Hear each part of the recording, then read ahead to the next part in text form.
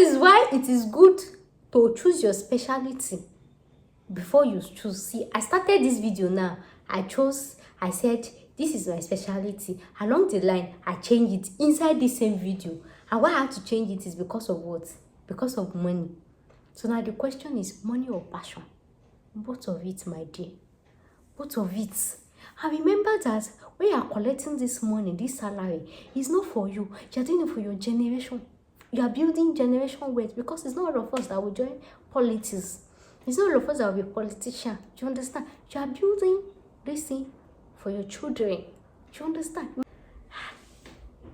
I'm having a rethink, because even me, as I pronounce that salary, 750 USD per year.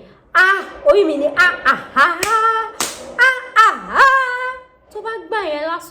I don't actually relate with people, right? I like to live like an island. But when it comes to the professional side of it, like to collect money and offer that extrovert service, will count me as number one. So I enjoy being an extrovert that comes with money. But in real life, I am actually an introvert. I do not socialize. But when it's for the professional side of it, the workspace part of it, it's when we get, you understand? You got me? And so that's the reason I had to choose this specialty. So guys, in this video, I'll be choosing my medical specialty. Like I said, I am not entirely in school, like not like I've really entered school. Like I said, I had to go through the 195 countries, checking the medical school, checking my pathway, and that's because I try to map out my future plans, my future goals. What am I going to do after I have that medical degree? And you guys know, if you don't know, I used to be in medical school, but I had to drop out 4 years ago because of money and everything. So just having a taste of medical school has really opened my eyes to so many things.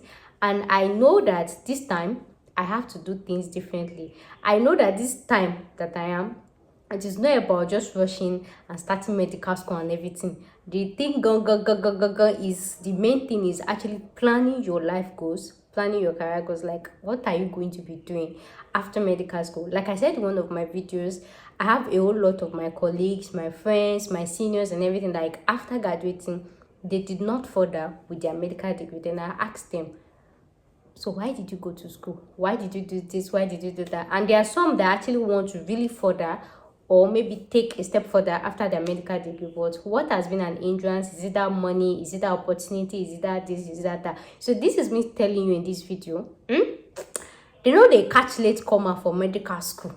In as much as, okay, if you're a doctor, maybe at 24, and then you have years of experience, like for example, if you're a doctor at 24, right, I start working, and somebody just starts medical school at 37, of course they will refer you as senior doctor.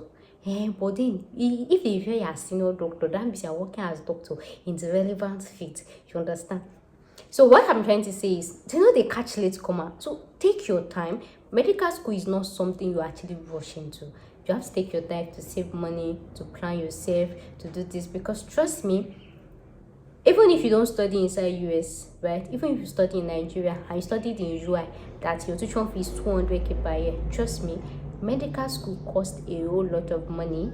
It's an investment, a huge investment. Do you guys notice that if you check online, if they are giving everybody scholarship, everybody loan? So what is the medicine? Nobody is gonna give us loan. Nobody will give us scholarship.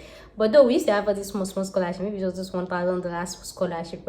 But other courses, nurses, you see nurses that a whole company, organization, they will sponsor nurses to come and study. They will sponsor. But when it comes to medicine, we don't actually get financial aid. Why?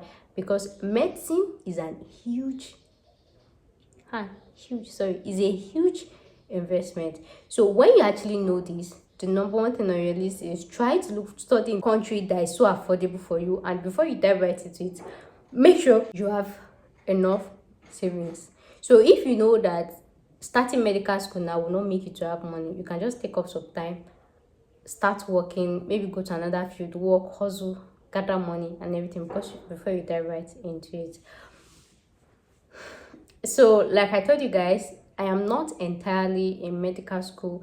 at the moment, but it's something I am working towards, and I have a lot of options to choose from, and that's because I have to align my future goals and my career plans. And that's what this channel is all about, right? To teach prospective medical student. You don't have to be a medical student before you learn from this. Like I tell people, before you start any project at all in your life, after mapping out the plans, plan your future. Before you even start medical school at all, ask yourself, where do I want to practice? Do I want to practice in Nigeria, in UK, in US, in Canada, in this one, in that one?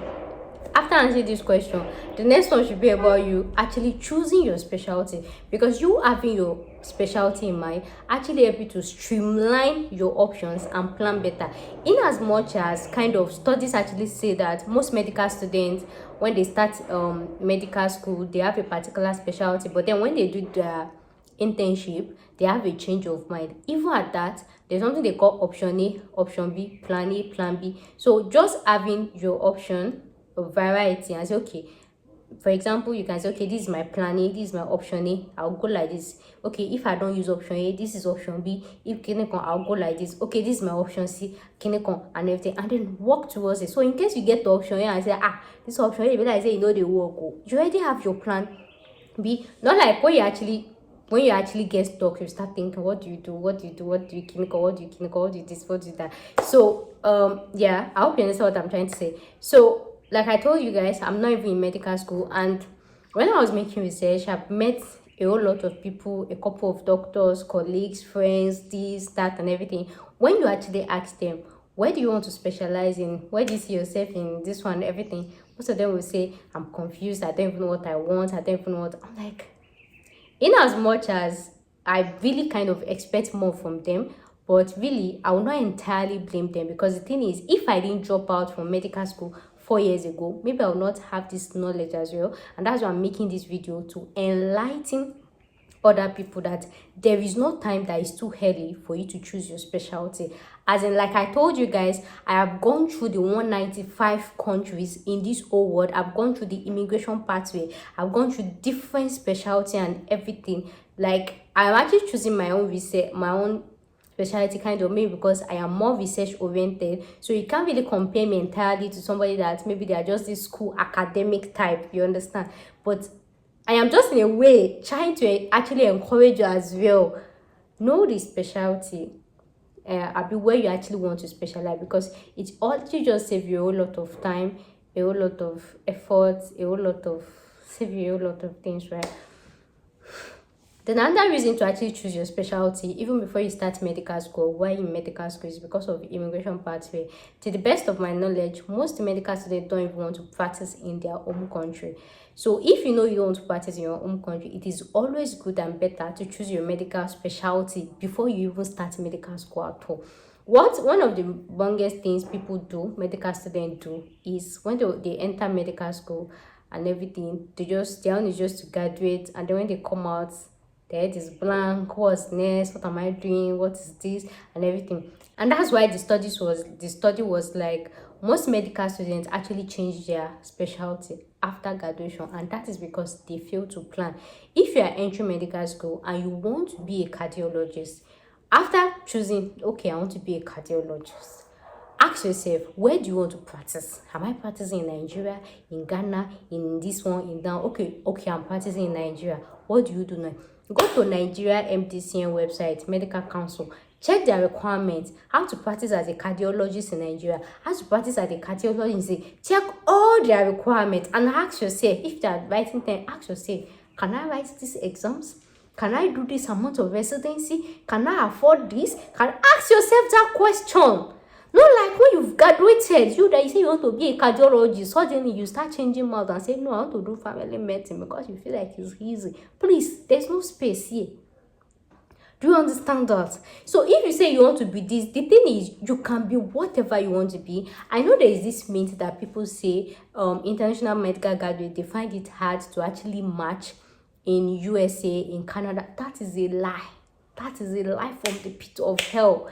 Me, I have made my own research.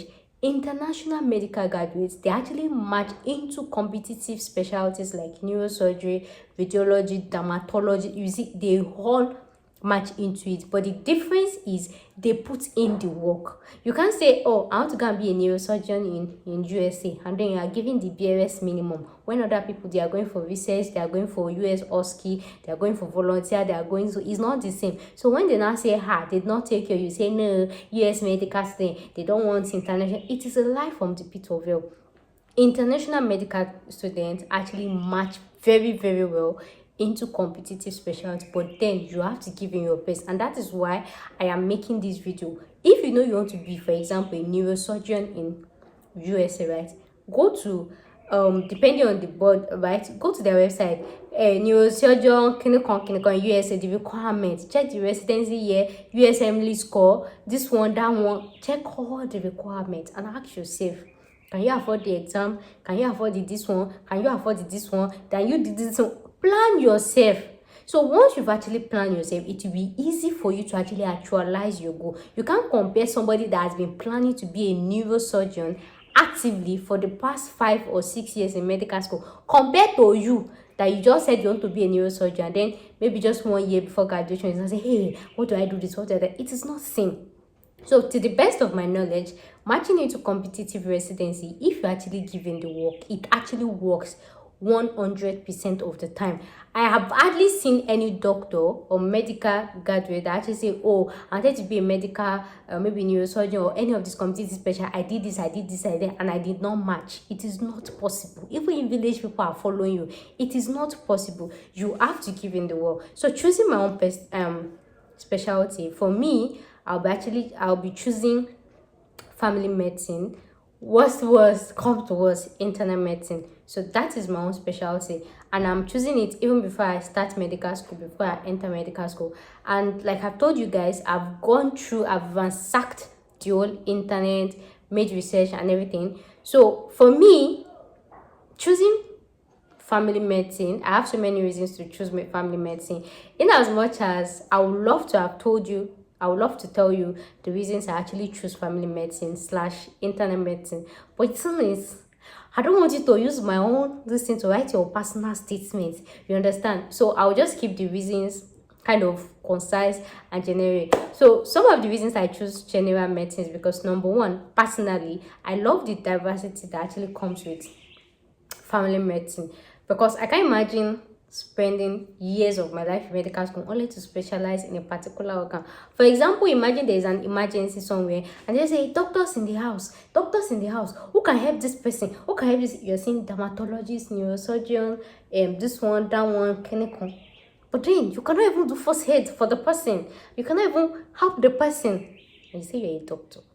You can see that one of the reasons of actually becoming a doctor has actually been waved off. So I have so many reasons why I chose family medicine, and number one is diversity. I enjoy the diversity that actually comes. Meanwhile, there's actually a difference between family medicine and internal medicine. Anyways, I'll make subsequent videos on that, and that's because family medicine helps you to you track goods. It just comes with this kind of diversity. Imagine tracking somebody's growth from when they were born to when they are adults, when they are, all of those things. There's this kind of fulfillment that comes with it. And that reason I chose family medicine is because out of all the specialty, though we still have other specialty, it's kind of still give this kind of work-life balance. And another reason I chose family medicine is because, like I said, before you choose any specialty, ask yourself your long-term goals. I don't know where the money is gonna come from, but I still look forward to having my own hospital in future.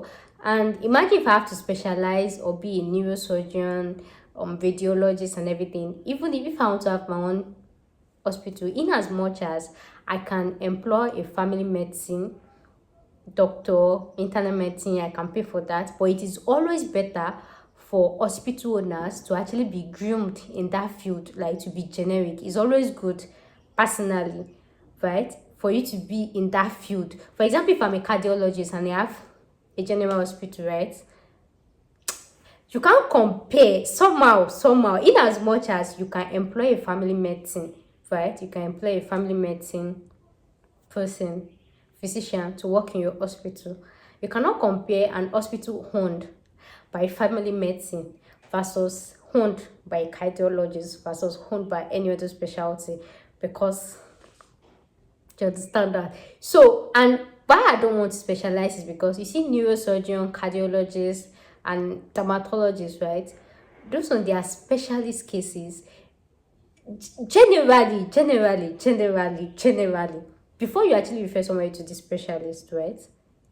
You need a family physician first of all, assessed by a family physician, right? And so, okay, is the family physician that will actually decide whether you can go to the cardiologist, whether you can see any other specialist, and every other thing like that. So in generic side, looking at the entrepreneur side of it, family medicine tend to make more money. For example, a cardiologist, for example, you cannot just start making videos, talking about hearts. We get tired, we get bored. But family medicine, I can talk about eyes, talk about nose, talk about this, talk about that, talk about this thing, but everything like that. And like I said, before you actually refer to the specialist, like even in Nigeria we have specialist hospital, before you refer to the specialist, you talk to the family medicine first. It's the family medicine that will actually decide. Even me, before I had my surgery, the doctor was like, let me take drug first and let's see if there's improvement and all of that. You know that in that way, that family medicine is already cashing out for my hand. We had to wait to like 1 year and it's already cashing out. Then before I say, okay, the thing you back, yeah, let's go for the surgery and everything. But then, especially, I'm just looking at the entrepreneurship side of it. Especially, they'll collect money once in a while, once in a time. But family medicine, there's no how. You have malaria, you will have headache, you have stomach pain, you have this, you have that, you have this, you have clinical.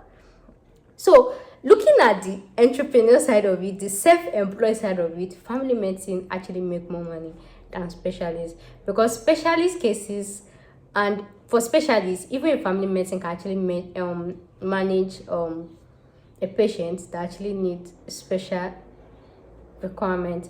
Like I said, I chose family medicine because of my own personal interest. So it can be different from you, it can be different. Like I said, I still look forward to having my own hospital in future and being a family physician. So even if I have my own hospital as a doctor, people refer me as a doctor, I can attend to everyone regardless of the age, regardless of gender and everything. And if I feel like it is something that a specialist should answer, like should attend to, then I can refer you to a specialist hospital or employ a specialist. But most times those specialists of what if they might not want to work in your hospital, right? Maybe because you can't pay them, you can now refer them to a specialist hospital. That way, you don't say me I run cash out before I pass you to the this thing. And again, another reason I actually chose family medicine is because I feel like if you're actually working under some, it still has this kind of work balance that you go to your office space 8 o'clock, come back 2 o'clock, 4 p.m.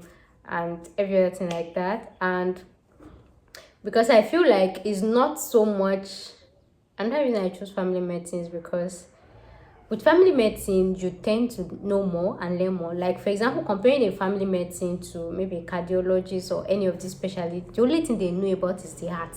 But me, I know about every part of the body. So I feel like somehow it helps to groom your brain. It helps to make you more versatile than being specific, right? It makes it more versatile, right? Yeah, and I enjoy versatility than specificity.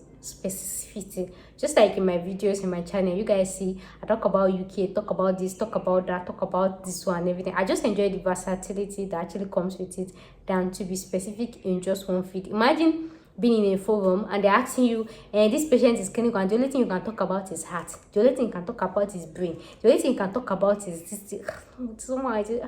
I like to be everywhere. When you ask me this, I know something. When you ask me this, I know this one. I know.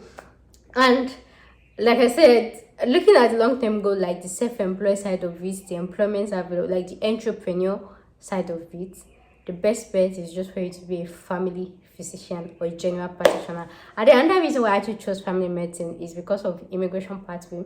Like I said, I've ransacked your internet, check immigration pathway and everything. Family medicine has the smoothest pathway. For example, a family medicine physician from Nigeria can actually move to Canada with just writing their MCQ1, and then which other one, NQ, those exams, just to, and then go for interview and everything. There are so many provinces in Canada that will actually accept you directly as a family physician without writing any specialist exam, and you can apply through, what's the name, Royal College Physician in Canada and everything. So yeah, so they have the smoothest, my specialty, so my specialty has the smoothest immigration pathway. No need of this, no need of, so when me, for example, if I have to move from Nigeria as a family physician to Canada, I'm already working in Canada, you are still there, you're still writing exam, you are still this, you are still this, you are still there, you are still clinical. So this is not me saying specialist pathway is not okay.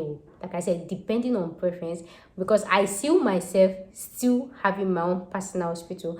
That is exactly why I don't want to specialize. I want to be generic so that I will have a lot of experience in different fields as a family medicine physician, so that I'll be able to treat a lot of cases with different organs. And another thing is, when the owner is actually a family physician, for example, if I have my own hospital and I'm family physician, you know, it's easy for you to market your brand and everything than for you to say, oh, I'm a cardiologist though, but I employed a family physician, don't worry, you'll be fine and everything. Sometimes people like to talk directly with the CEO. Even me, when I wanted to do my surgery, I was talking directly with the doctor, not like doctor saying, well, even when he was saying he will invite, it's me and you here, no.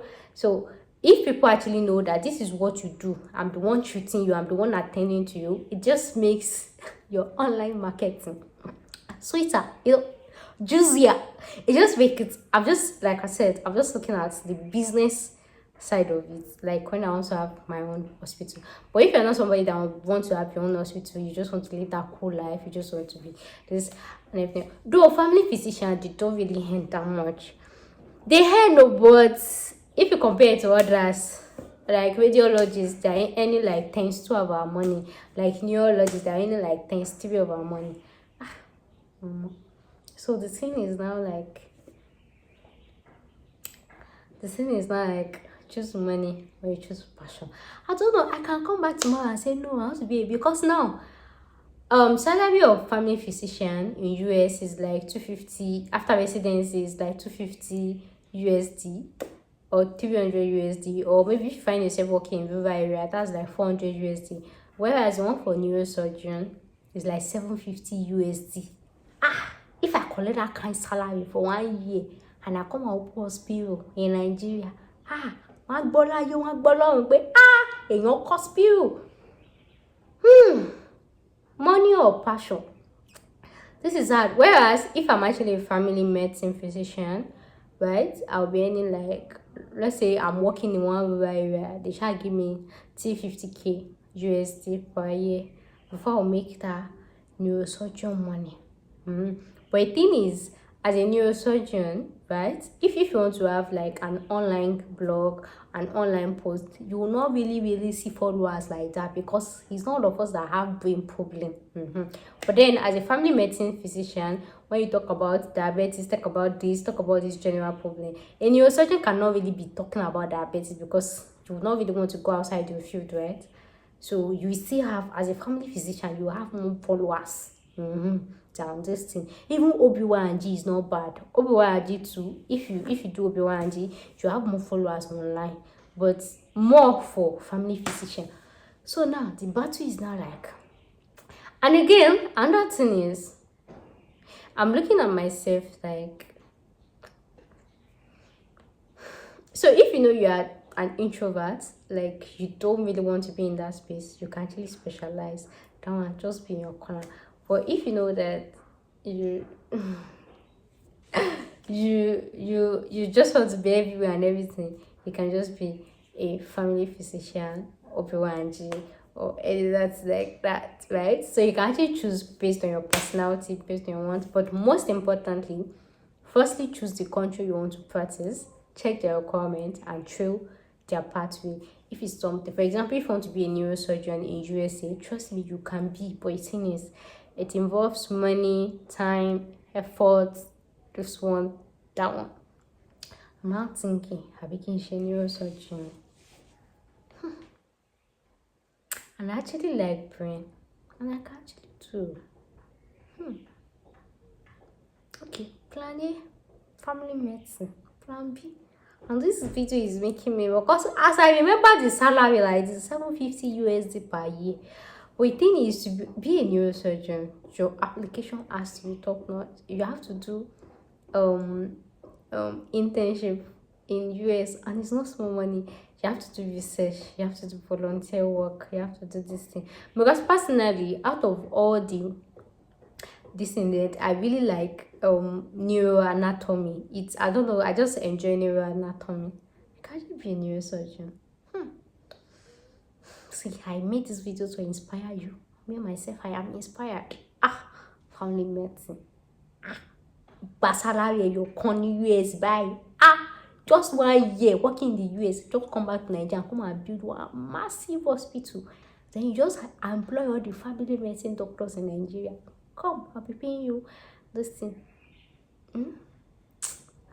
This life. What is this? Right? Should I post this video or not? You see, that is why it is good to choose your specialty before you choose. See, I started this video now. I said, this is my specialty. Along the line, I changed it inside the same video. And why I had to change it is because of what? Because of money. So now the question is, money or passion? Both of it, my dear. Both of it. And remember that when you are collecting this money, this salary, it's not for you. You are doing it for your generation. You are building generation wealth, because it's not all of us that will join politics. It's not all of us that will be politicians. Do you understand? You are building this thing for your children. Do you understand? Imagine them saying, my mom is a neurosurgeon. My dad is a cardiologist. Horologist. I'm having a rethink, because even me, as I pronounce that salary, 750 USD per year. You mean so back by last one, you just come and employ doctors in Nigeria or any other place and be paying them how much? Even if it's imagine paying doctors this thing. And in my hospital, if I employ you and you talk anyhow to my patients, oh God. And you'll be paying them. And you know that when you're working as a neurosurgeon in these top countries, right, you have money to pay Nigerian workers big money. And that way, they will work very well. And I'll tell them, nobody must die in my hospital. If somebody dies, go your die, tell them. Good now. So, and the reason I actually chose this specialty is actually because I enjoy talking. No, talking is my way. In as much as I don't really enjoy keeping friends, interpersonal relationship with people like that. But the thing is, when I actually find myself with people, I tend to relate a whole lot, and I can't imagine myself specializing. I've been picking a specialty that I don't have to talk this thing, or just to talk with medical things like little, pass the scapula, pass this one, pass the one, this thing. I just enjoy, and people used to tell me my voice is therapeutic, right? So why would I want to go into a specialty that will not actually allow me exercise that God-given gift? But in reality, I enjoy the extrovert part of me, like when I come outside my house and I get to relate with people, the vibe, that kind of thing, like it's that one part of my life that I enjoy, and that is why I chose this specialty, right? I don't actually relate with people, right? I like to live like an island. But when it comes to the professional side of it, like to collect money and offer that extrovert service, will count me as number one. So I enjoy being an extrovert that comes with money. But in real life, I am actually an introvert. I do not socialize. But when it's for the professional side of it, the workspace part of it, it's something you understand? You got me? And so that's the reason I actually chose this specialty. So tell me guys, you chose that specialty. But like to be this hyper.